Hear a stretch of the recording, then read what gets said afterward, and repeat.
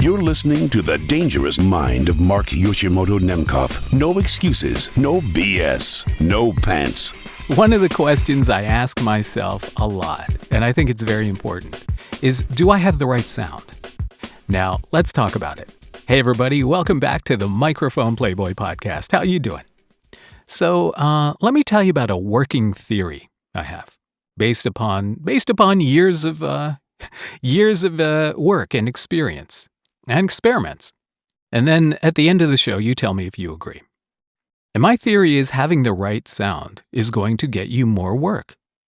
I think it's a very, very simple thing to kind of process in your mind, right? Having the right product is going to get you more people who want to pay you for that product. And in that regard, having a better product than the competition is going to help you get more work. So less than 1 minute into the show, it begs the question, what indeed is the right sound? Okay, let's break it down. So when it comes down to brass tacks, ultimately, right, there are two variables that you have control over. And these are the biggest factors in terms of getting voiceover work. Those are performance and sound. Your performance, your sound. Now, of course, luck has a certain amount to do with it, but we're talking about things you can control. I don't think many people would argue, of course, in this scenario, looking at these two variables, that performance is king. Performance outweighs sound by a great deal. You can book work with a great performance and okay sound. And what is great performance? Well, great performance is something where you are giving the listener, the client, something that fulfills the mission. And usually fulfilling that mission involves personality or emotion or mood. Being able to deliver a mood. And I don't think it's unfair to characterize that bad performances keep you from working. If you are in a situation where you audition a lot and you're getting no work, if you're getting like no work or very, very, very little work, there's a very good chance I think it's your performance. And that I can't help you with. I'm not a coach. I'm not a VO coach. I'm not really a teacher. I'm just a guy who's kind of gone through a lot of stuff in this business. And I'm just sharing my experiences. But if you are not booking any work, it's your performance. And, go find coaching. Go find good coaching. Don't think that you can cheap out on coaching. Because if you want to make money in this business as a professional, you need to find someone who will train you to be a professional. Find somebody who has a good track record. Don't find the cheapest guy out there or girl. And yes, there are people out there who probably shouldn't be coaching. There are people out there who will take your money and continue to take your money, even though you may not have what it takes to get to that level. Because there's no certification to become a voiceover coach. There's no college program. There's no state board that says you are capable of doing this. You just plant a flag and you say, I'm a voiceover coach. Yeah, right. So let's just take performance out of the equation for right now. Let's assume that you are booking some work, but not quite as much as you feel like you should be. But you are booking some work, okay? So your overall performance has yielded some success, but you feel like there could be more. Maybe your batting average on auditions isn't as high as you would like it to be. Well, I don't think any of us, quite honestly, I think everybody would like to have a much higher batting average on auditions. As someone who auditions quite a bit, every day I'm doing auditions. So I have a pretty good idea of what my batting average is. And when that increases, it's only because I've changed something with my sound. Now, if your batting average is lower than you think it should be, then you really need to take a very deep look at your sound. And first and foremost, let me just say something that may be unpopular. But What we all want, if you are someone who endeavors to do voiceover, if you're doing voiceover, if you're spending a lot of time with your face in front of a microphone reading stuff and headphones on your dome, there's a pretty good chance you have a very intimate relationship with your voice and a very protective relationship about your voice in general. Am I wrong? Am I wrong? So you want your voice to sound as good as possible, as euphonic as possible, as pleasing and big and just warm and round and as godlike as possible. Really, let's just say it, as godlike as possible. You want to sound like a golden god, right? I mean, come on. And I think a lot of that drives us to present a sound that, while it may be a really good sound, it may not be the right sound. So here, I want you to do a little experiment, okay? This is something that will take like an hour to do this, okay? But it's something that you're going to have to sit down and do. I want you to take an audition that you did, like a recent one, right? That reflects whatever your recent rig is, your recent sound. Take an audition you've done, something that you didn't score on, okay? So Take one of the auditions that you never heard back from. Okay, that's the other thing about auditioning. It's tough because, if you don't get the gig, you don't really get a notification of why you didn't get the gig. You just don't hear back. You just get, just ghosted. and that's the way it is. The only time you hear back is when you get the gig. So take an audition you did that you didn't succeed on. And I want you to lay it up in a DAW. It doesn't matter which DAW, as long as you have more than one track and more than one fader. So lay up your voiceover on one track and then find an instrumental music bed. You can go to one of those sites where they license music beds and they'll allow you to download a demo MP3. A lot of times it's watermarked with the brand of the website or something. Or, go to Suno, create something, but find an instrumental bed. And not something that has like a melody through it, not like some Kenny G thing with a sax solo over it. Find a bed, like something that you would hear as a music bed. Now, music beds and songs are different things. Because in a song, you have a melody line that is integral to you feeling the emotion of the story, the song, etc. A music bed is there just to create a mood. A music bed is just window dressing, really. It's creating the scene and your voiceover on top of it, supporting your voiceover. A vocal in a song, they're really hand in hand. But your voiceover sits on top of the music bed, voiceover, over the bed. So find an instrumental music bed.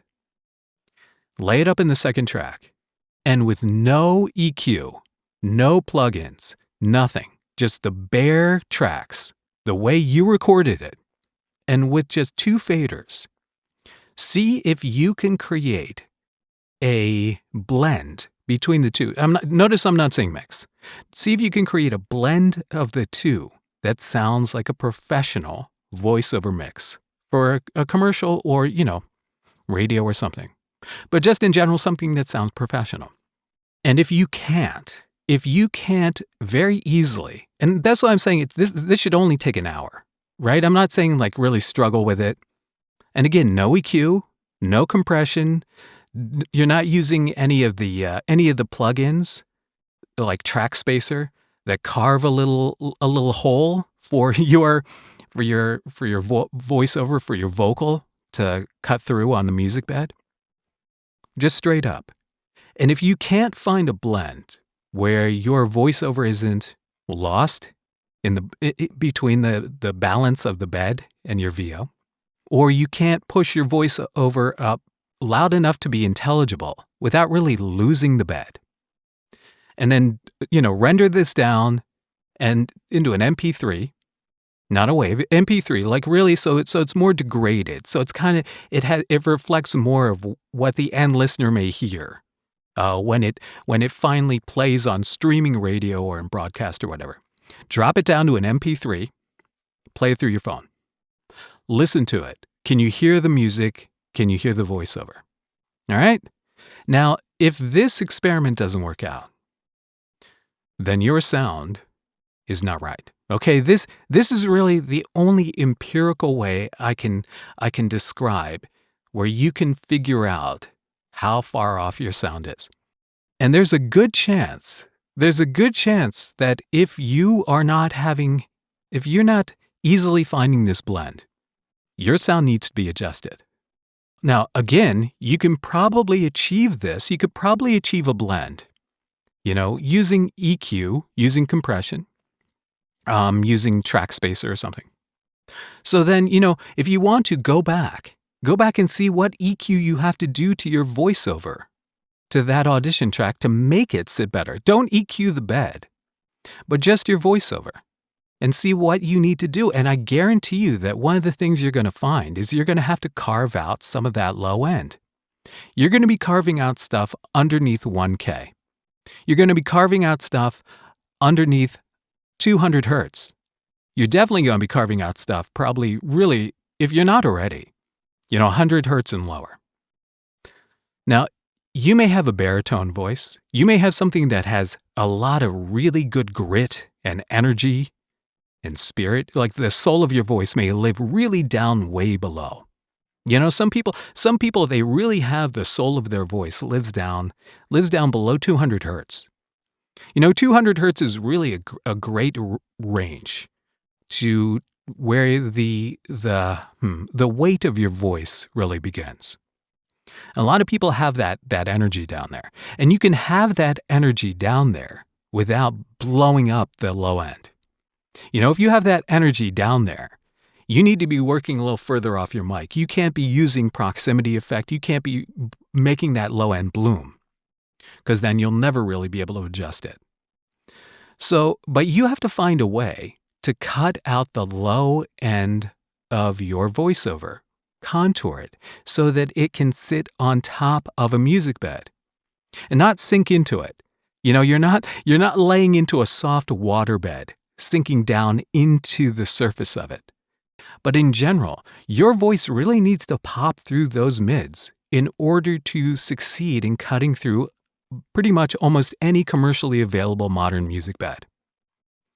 And if you listen to pop music, right? If you listen to pop music, modern pop music, there is like no lows, no low mids. It's all upper mids and highs. And that is really to sit on top of a heavier, bass heavy track, right? The track has to be a little bit heavier sounding, a little bit more bass heavy than the voiceover. And that is the trade-off. So what you hear in your headphones as your naked voice right through your microphone when you're doing your voiceover, that sound, even if you're like, this is such a great sound, it's one thing again if you're presenting your voice for a project where there's no other distraction. There's no music bed. There's nothing. Your voice fills the entirety of the frequency response that the listener is hearing. Your voice has to have a little bit more weight, has to have a little bit more low end. But if there's a bed, if it's a commercial product, if it's a narration that's going to sit on top of a bed, you have to be really careful about that low end. You may not like the sound of your voiceover with that low end taken out. It may be unfamiliar to you. It may be weird to you. It may be disconcerting. You may think, oh, wait a second. I have just emasculated my voice. But again, if your voice doesn't sit on the bed, on the track, if they have to struggle, and this is the thing, I think, again, I'm not alone in recognizing the fact that clients do not mix stuff anymore the way they used to. Some do. If you're working on a higher end project, right? If you're working on a project that will have significant post-production, that's one thing altogether. You can give them your voiceover the way you record it and allow someone else to do the hard part, getting it to sound right. But nowadays, a lot of projects do not account for a sound mixer person. It's just really it's often the client who's the director of the shoot or whatever. It's often really, somebody who's a jack of all trades, and they drop your voiceover track on top of the bed, much in the same way I suggested this experiment. And they're not really doing a whole lot of tinkering. They're adjusting levels. Maybe there's a little compression on the end.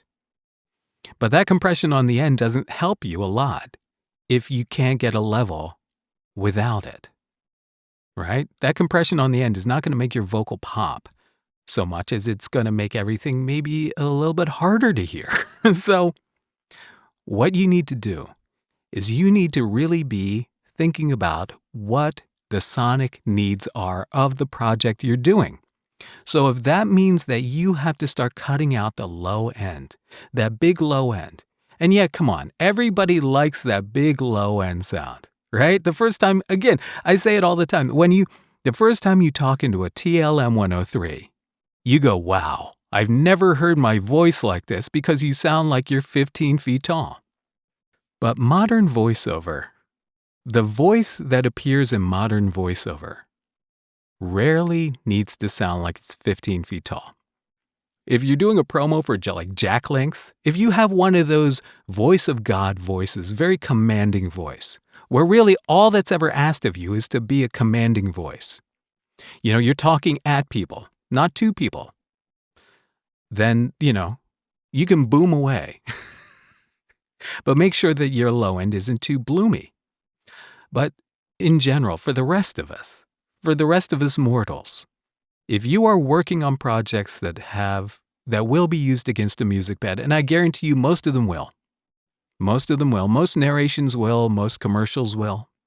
And a lot of times that is there in order to cover up, inadequacies in the voiceover edit or the recording, background noise, whatever. Add mood. So know what your voiceover is supposed to sound like. This is my working theory. And I have to tell you that so far, I think it's working. I think it's working well. But I want to know what you're thinking. Again, if you are not getting auditions at the rate that you wish you were, look at the low end on your voiceovers, on your auditions. And maybe, you know what? Maybe, I know auditions are valuable, and you really don't want to waste any. But the only way to find out is trial by fire. So take a few auditions and just kind of dial out some of that low end, really kind of carve out stuff underneath 100. And, and also do it and try that with the DAW test and see if you get better results. And I bet you will. All right, what are you thinking? What do you think of my working theory? I really want to know. I really, really want to know. All right. Until next time, this is Mark Yoshimoto Nemcoff on the U87, fading to black.